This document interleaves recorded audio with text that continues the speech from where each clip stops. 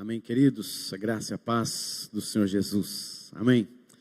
Que bom, graças a Deus, estamos de volta na igreja, junto com os irmãos, depois da escola dominical, aqueles que não estiveram estão aqui hoje à noite, mas nós louvamos ao Senhor por esses momentos graciosos que Deus nos concede aqui como igreja, reunidos para o louvor e para ouvirmos a sua palavra.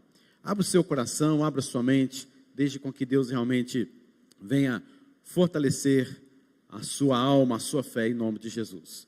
Meus irmãos, hoje nós não teremos as crianças lá nas salas, as crianças permanecerão aqui conosco no templo, ok?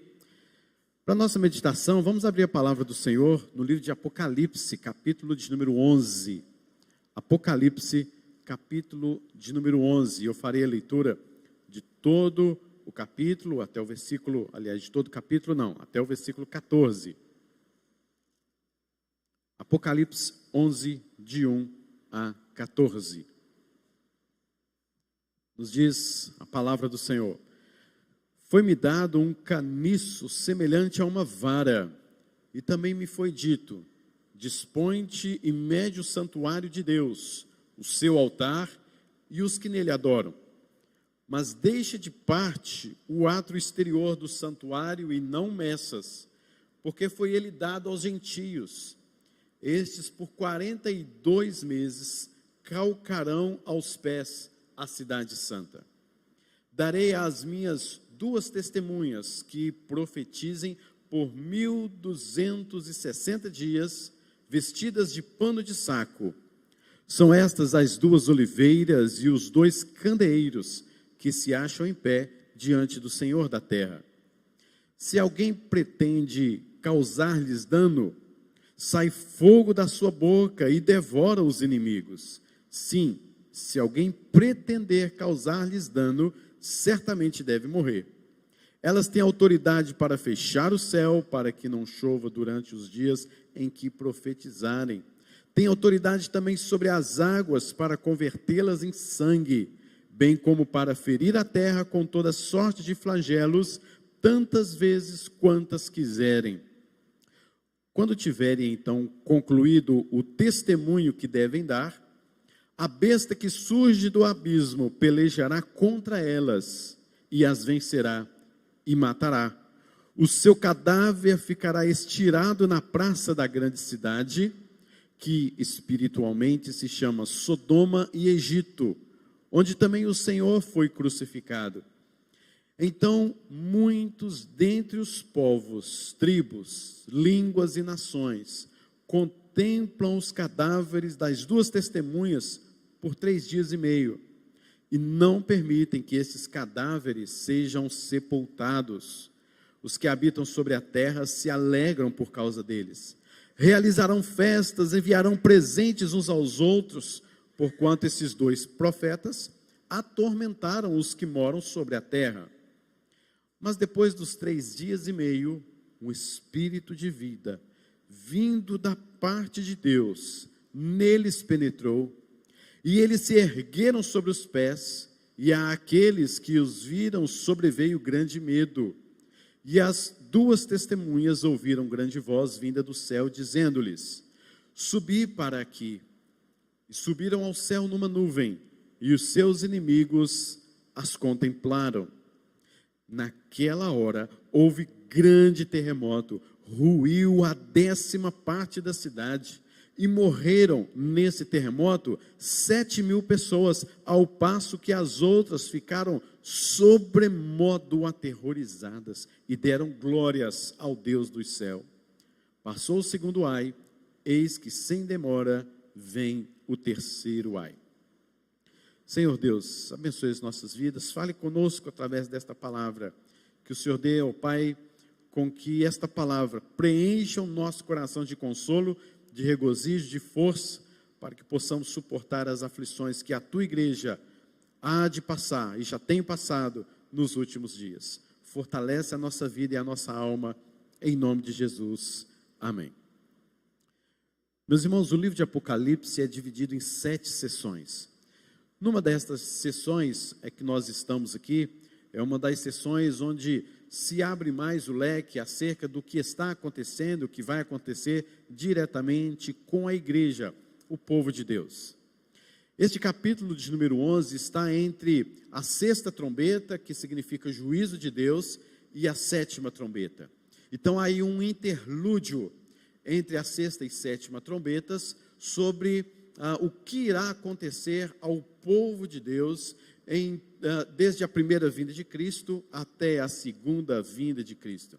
Quero chamar a atenção dos irmãos, em primeiro lugar, ao que diz respeito ao versículo número 2, onde escreve: estes, os gentios, por 42 meses calcarão aos pés a cidade santa.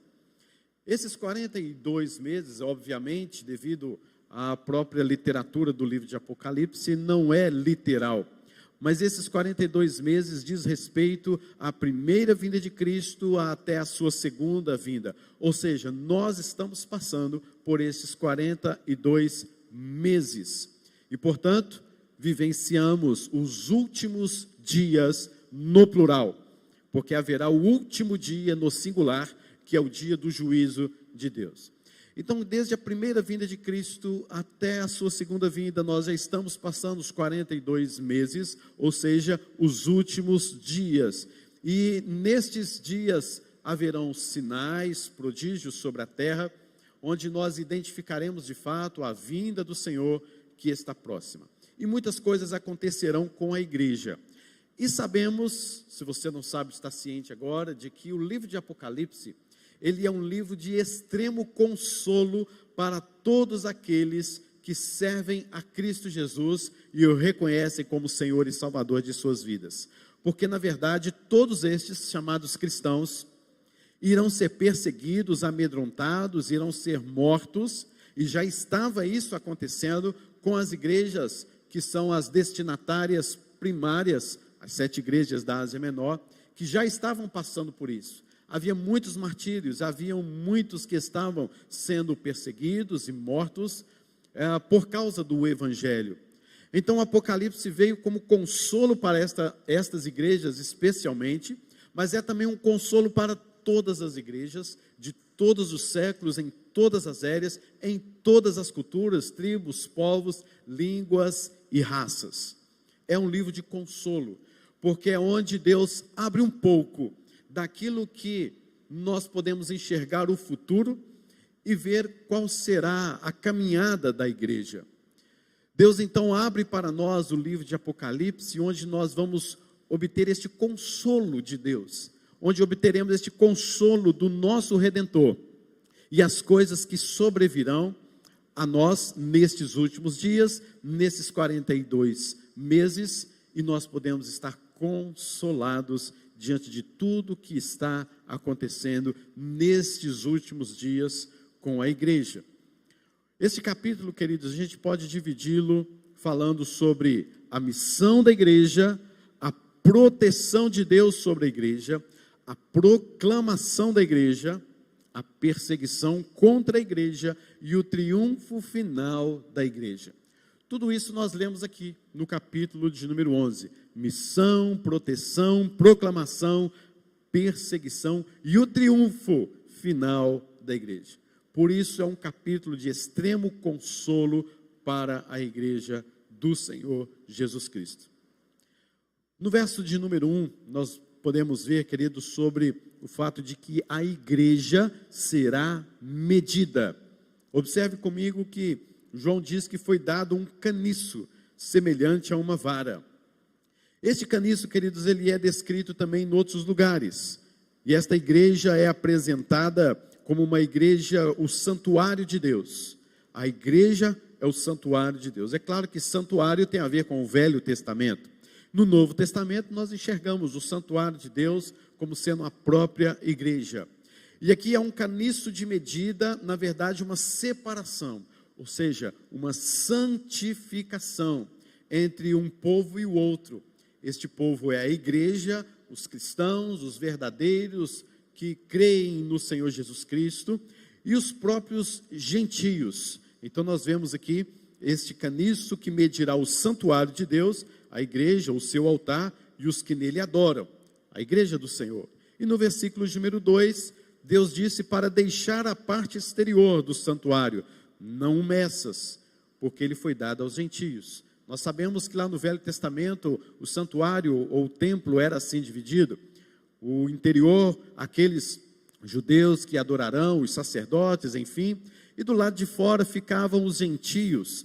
Do lado exterior ficavam aqueles que só passeavam por ali, mas não podiam penetrar no templo. Então agora foi-lhe dada uma forma de medir.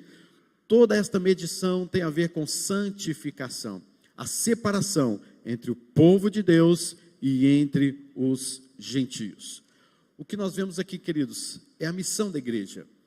A missão da igreja é adorar a Deus. Somente os que adoram serão medidos, é o que você percebe aqui. Somente os que adoram serão protegidos e serão amparados ante aquilo que está para acontecer. Logo, queridos, esta separação, essa distinção da igreja, ela é verdadeira e será no final do tempo, nesta caminhada, nestes últimos dias, cada vez mais clara, mais evidente. É o que nós poderíamos dizer, né? Passar um pente fino. Esta é a noção do que João está nos mostrando. A diferença, queridos, então, entre os ímpios e a igreja. Minha voz já está desafinando, né? A diferença entre os ímpios e a igreja é exatamente essa. Aqueles que foram chamados por Deus para se santificar quanto ao mundo, e aqueles que não deram ouvidos à palavra de Deus, ou seja, os gentios, os ímpios. Esta igreja então tem esta missão de adorar a Deus.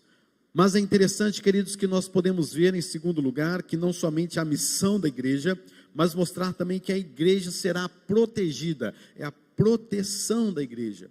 Medir o santuário não é apenas separar aqueles que adoram a Deus. Medir o santuário também é para mostrar àquela igreja, aquelas igrejas da Ásia Menor, mostrar às nossas igrejas que ela também será protegida.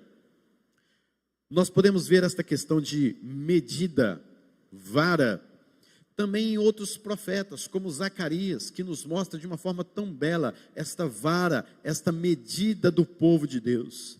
Em Ezequiel, o final do livro de Ezequiel é mostrado de uma forma maravilhosa, uma viagem, vamos dizer assim, penetrando numa visão do templo do Senhor, medindo cada quadrante do templo do Senhor, uma medida maravilhosa pela qual Ezequiel, ele pôde passar, ver, notar e registrar cada ponto, cada centímetro do templo, e ele era levado ao templo para fazer estas medições. Zacarias, profeta Ezequiel, vamos ver isso também em Jeremias, no capítulo de número 31.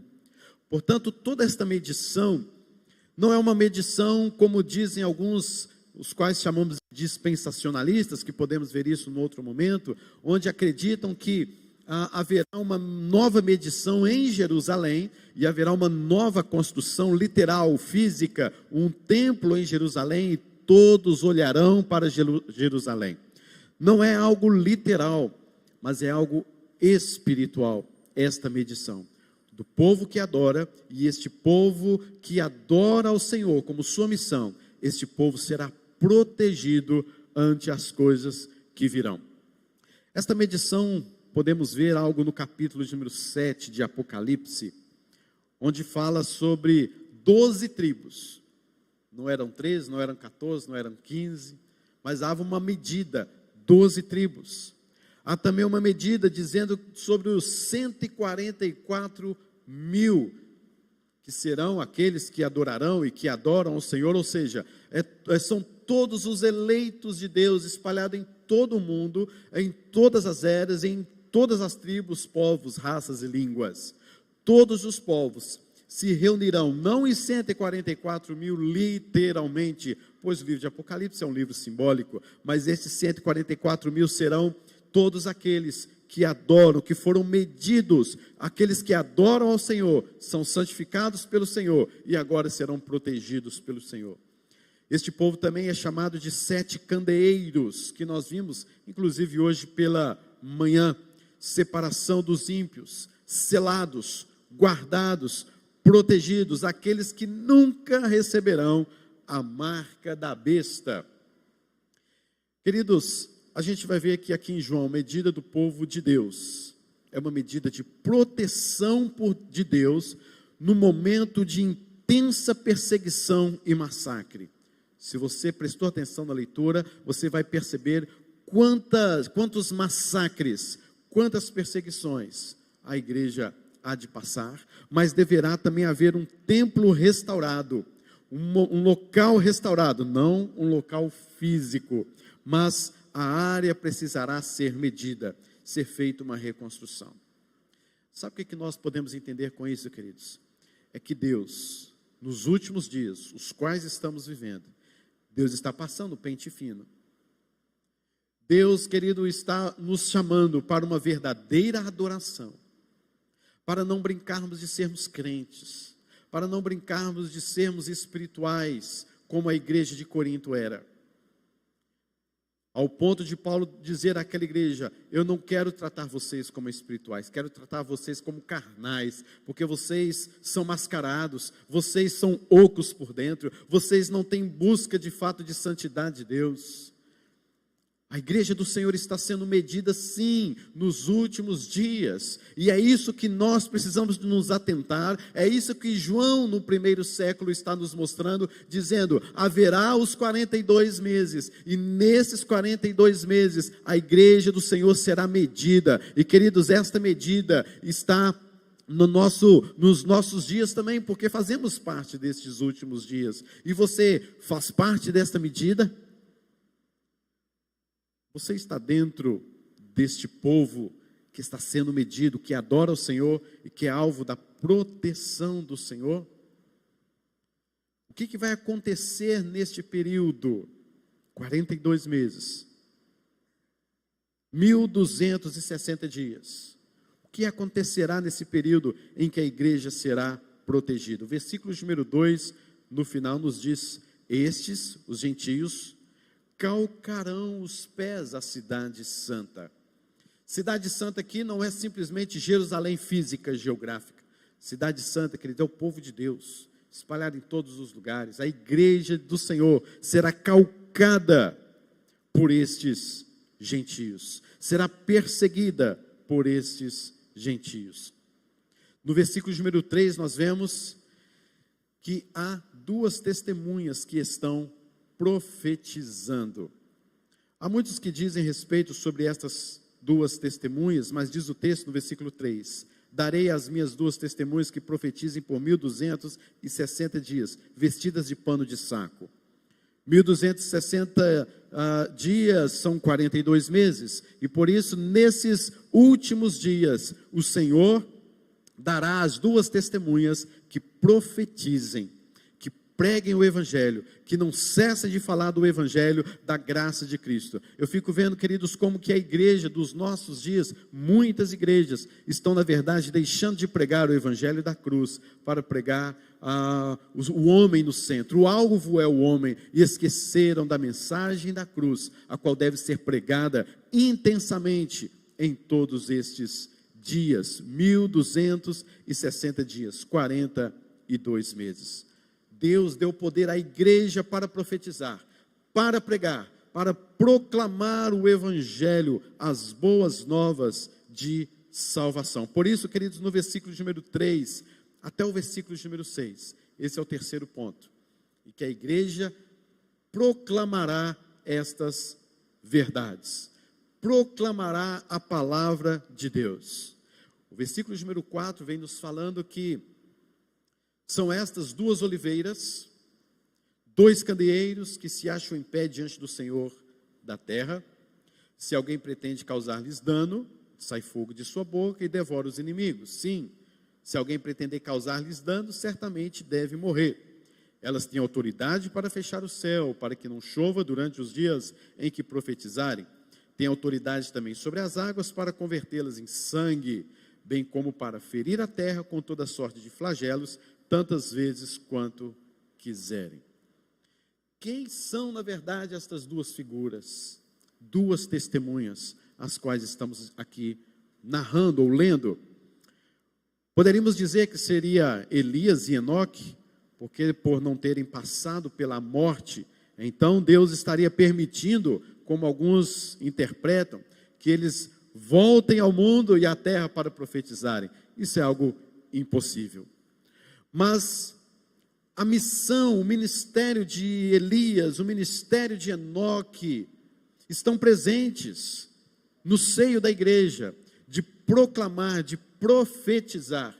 Elias é a figura do profeta, ou dos profetas. A outra figura que nós vemos é também de Moisés. Você pode perceber que parece que nos fala aqui um pouco de Moisés. Elas têm autoridade para fechar o céu, como o caso de Elias, para que não chova durante os dias em que profetizarem. Versículo 6, falando sobre, parece-nos Elias. Tem autoridade também sobre as águas para convertê-las em sangue, para ferir a terra com toda sorte de flagelos, tantas vezes quanto quiserem. Então este versículo se divide em Elias e Moisés, parece-nos que é isso. E as duas testemunhas parece que são, então, poderíamos fechar aqui como sendo Elias e Moisés. Mas também há características aqui de Josué e Zorobabel na história do Antigo Testamento, no versículo de número 4.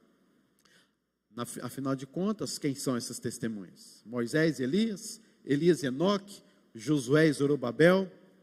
Meus irmãos, nós não estamos falando aqui, na verdade, de duas pessoas, literalmente, mas nós estamos falando do ministério destas pessoas, leis e profetas. Nós estamos falando aqui, queridos, de duas bases da igreja que foi criada durante os séculos, criada por Deus, um povo de Deus, um povo que foi medido, um povo que foi chamado, um povo que foi separado, eleito, predestinado para a salvação eterna. Essas duas testemunhas, na verdade, não são duas pessoas, literalmente, mas nós podemos concluir, com toda certeza, com toda convicção, baseado em Zacarias, baseado em Ezequiel, em Jeremias, em Daniel, baseado no próprio livro de Apocalipse, em todas as suas sessões, que esta sessão aqui se encaixa perfeitamente à descrição da igreja, o povo de Deus. Duas testemunhas, Velho Testamento, Novo Testamento, duas testemunhas, o povo de Deus, que prega o evangelho da cruz, que prega a ressurreição de Cristo Jesus. Portanto, duas testemunhas, aqui é o próprio povo de Deus. A nossa doutrina mesmo, presbiteriana, reformada, diz que representam a própria igreja do Senhor Jesus, testemunhando durante toda a história. Período em que o mundo está exercendo o seu grande poder, o seu massacre sobre a igreja, mas ao mesmo tempo, Deus protege esta igreja para que ela testemunhe do evangelho, e só no tempo do fim, Deus permitirá que o anticristo se levante e teremos um tempo, como nunca aconteceu, contra a igreja. Portanto, é a igreja que proclamará, ela tem autoridade para fechar o céu, para abrir o céu, não no sentido salvífico, mas diante da autoridade dada por Deus aos apóstolos, dada por Deus à sua igreja. E portanto, o que nós vemos aqui é exatamente a autoridade que Deus concedeu à sua igreja.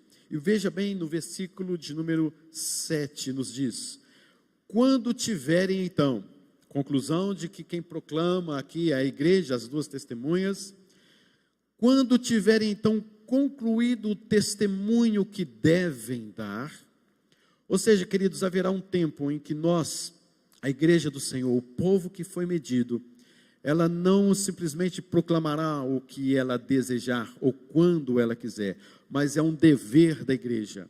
E haverá um tempo em que nós concluiremos este dever de pregar o evangelho. Então será bem o fim. Então, quando tiverem então concluído todo o testemunho é o evangelho, é a mensagem da cruz. Quando tiverem então concluído o testemunho que devem dar, a besta que surge do abismo pelejará contra elas e as vencerá e a matará. Aqui, querido, a besta significa todo o poder político e econômico da terra, tudo aquilo que é do mundo, todos os poderes contrários à igreja, o povo de Deus, se elevará e virá contra estas duas testemunhas, que é a própria igreja.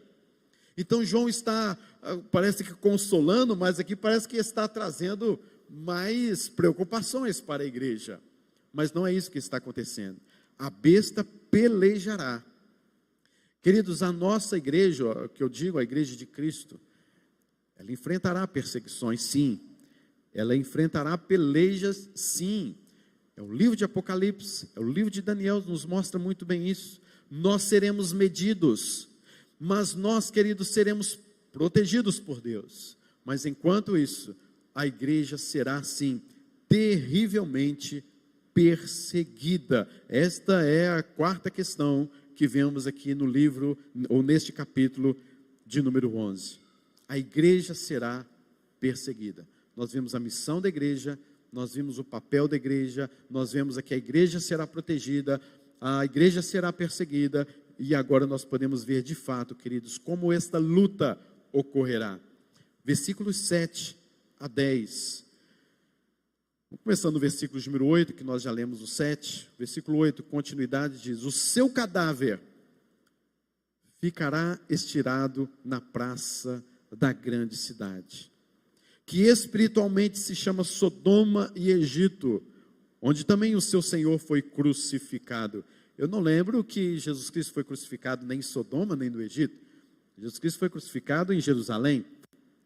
O texto está nos dizendo aqui de forma, claro, não literalmente, mas nos mostrando os pecados de Sodoma. Aqueles pecados de Sodoma, eles estavam ali crucificando o Messias, os piores pecados, pessoas que deixaram Deus absolutamente de lado, e Deus os entregou a si mesmos. Algo de tudo que pior possa acontecer é isso, é Deus entregar o homem a si mesmo para as práticas pecaminosas, e assim foi o que ele fez com Sodoma. Deus entregou os homens a si mesmos, e praticaram toda sorte de impiedade, de perversidade, ignorando todo o desígnio de Deus. Crucificaram o Senhor Jesus e a sua palavra. E aqui também vemos o Egito que era aquele país que levou cativo o povo de Deus, que subestimou o povo de Deus. E foi do Egito que o povo foi liberto. Foi do Egito que Deus trouxe-os para o reino do Filho do seu amor. E aqui nós podemos ver então, onde também o seu Senhor foi crucificado. Em todas estas histórias, quanto em Sodoma, quanto o Egito, são cidades que os judeus se lembram perfeitamente de tudo o que houve nessas cidades. Abandonaram completamente a palavra de Deus, as leis de Deus, eram ímpios, eram inimigos do próprio Deus, e foram os inimigos de Jesus que o crucificaram.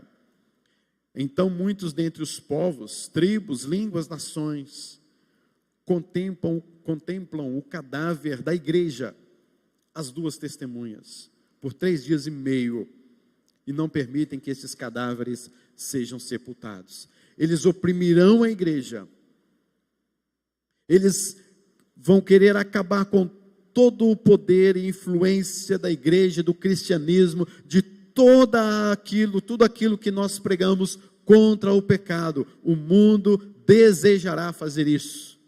E parece que conseguirão. E parece que obterão vitória. E eles não permitirão que os cadáveres sejam sepultados. Sabe o que significa isso? Olha o versículo de número 10.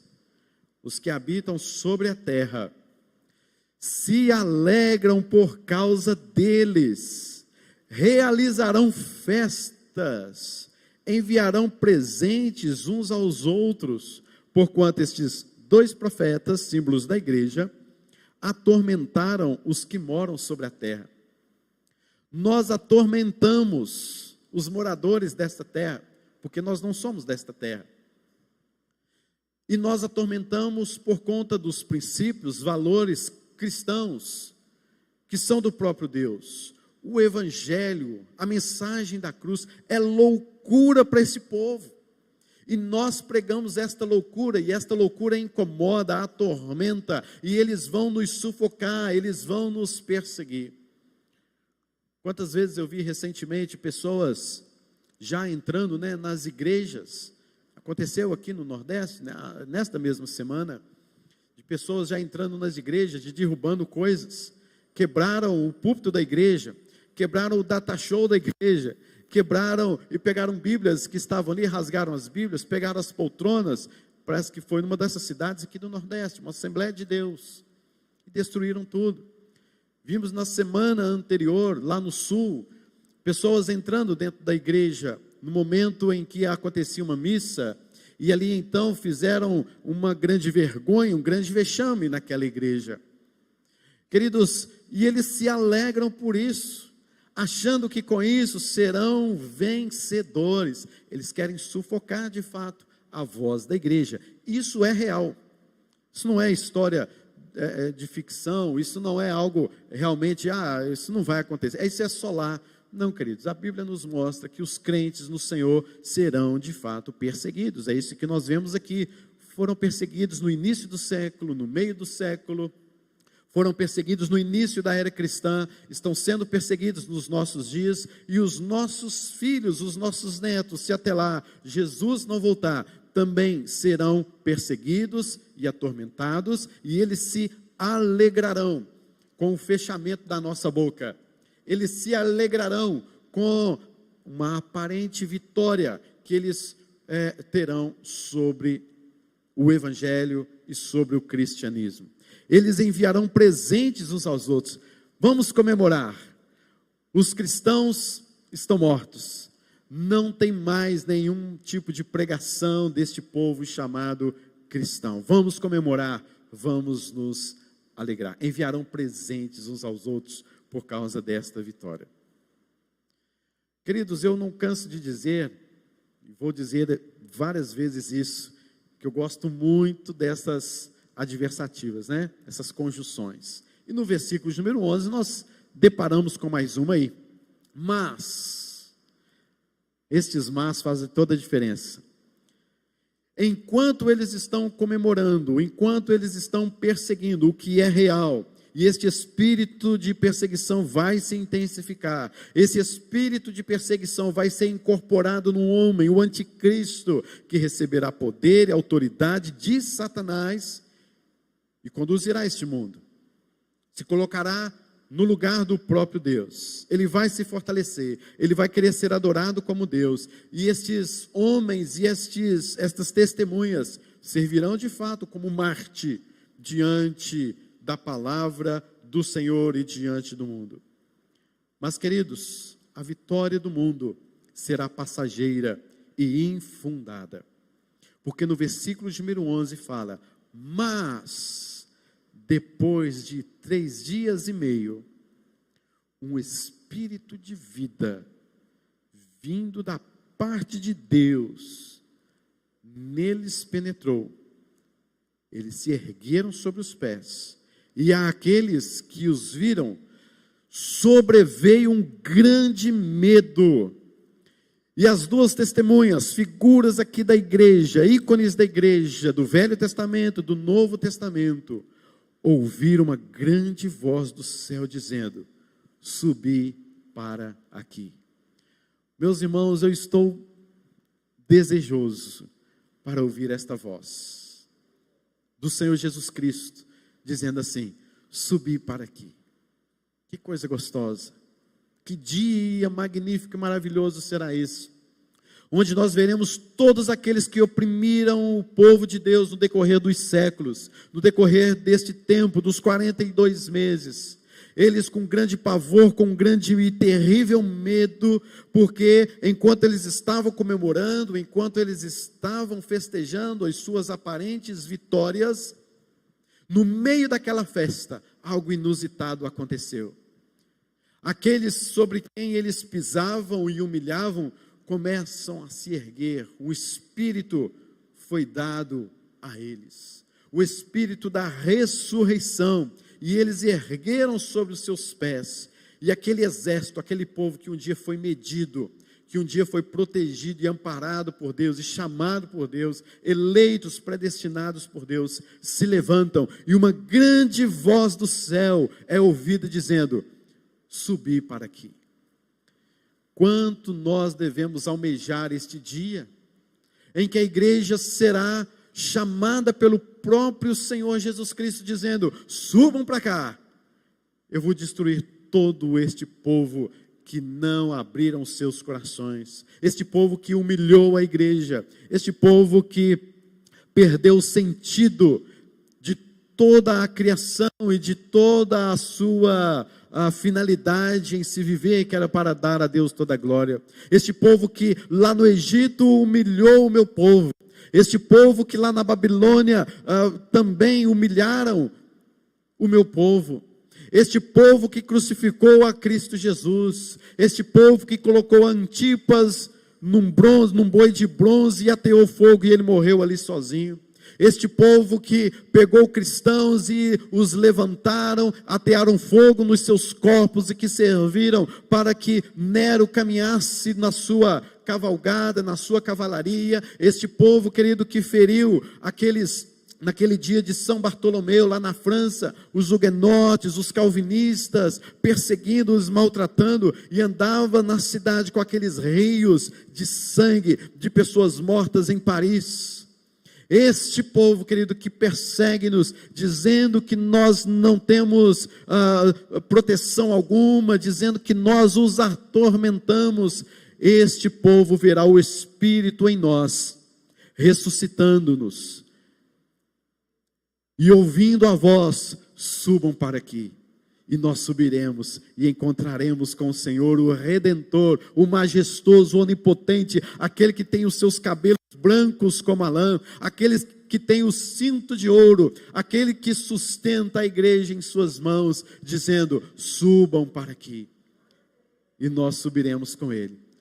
Se encontraremos com ele nas nuvens, é bem provável. Se encontraremos com ele na terra, é bem provável. Eu não sei, queridos, mas o fato é que ele diz: suba para aqui, venha aqui. Eu darei a vocês agora o descanso eterno, a vida eterna. E vocês agora estarão 100% santo na minha presença e me adorarão eternamente e assentarão comigo ao lado do meu Pai, e há ali uma mesa do Cordeiro, onde nós nos assentaremos e comeremos e estaremos diante dele na sua total intimidade com o Senhor. O livro de Apocalipse é de consolo ou não é? É de consolo para a igreja ou não é? É, queridos. Queridos, ele enxugará dos nossos olhos toda lágrima, ele tirará do nosso corpo físico toda a dor, ele, querido, trará sobre nós uma nova vida, uma nova identidade, um novo nome, uma pedra nova escrita, um novo nome. Ele dará para nós com que experimentemos do fruto da vida eterna.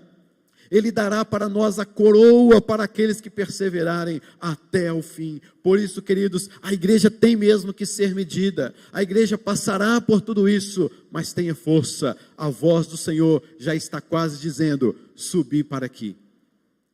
Subi para aqui. E subir ao céu numa nuvem, e os seus inimigos as contemplaram. E eles estão ficando. E no versículo de número 13 diz: naquela hora,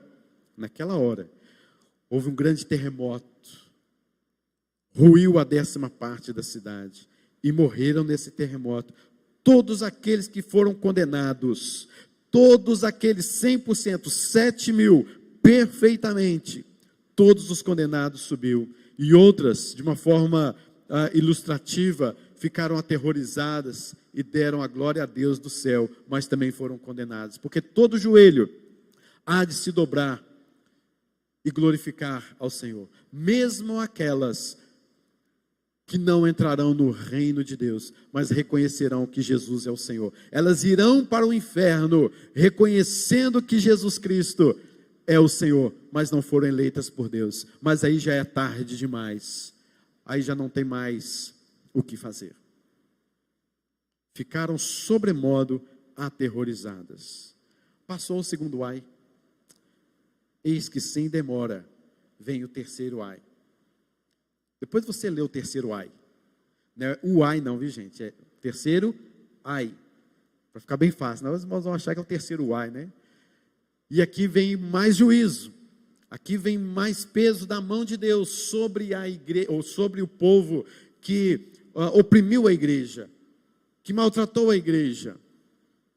A igreja, então, será uma igreja triunfante. Ressurreição, arrebatamento e vitória sobre os inimigos de Deus. É o que é descrito nos versículos de número 12, versículos 11, 12 e 13. Meus irmãos, você faz parte do povo de Deus. Ao medir, você está no meio deste povo de Deus. Não quero trazer dúvida para você, porque se você tem certeza da sua salvação, você tem certeza da sua salvação e pronto. Eu quero trazer para você, de fato, uma mensagem que venha fortalecer o seu coração e saber que tudo aquilo pelo que você passa, isso está, de fato, querido, sendo tratado por Deus, e em breve escutaremos subir para aqui.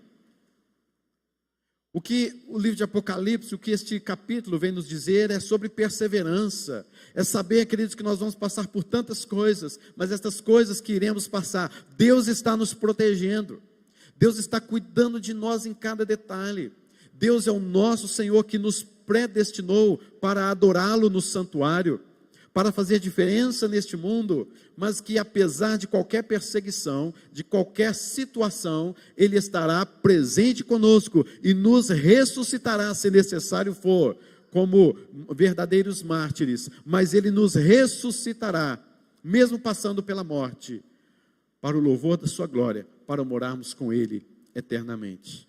Se você faz parte do povo de Deus, então você é um adorador, você está protegido por Deus, e você deve proclamar as verdades de Deus, até que toda a verdade seja concluída. Prepare então, queridos, o seu coração na presença do Senhor.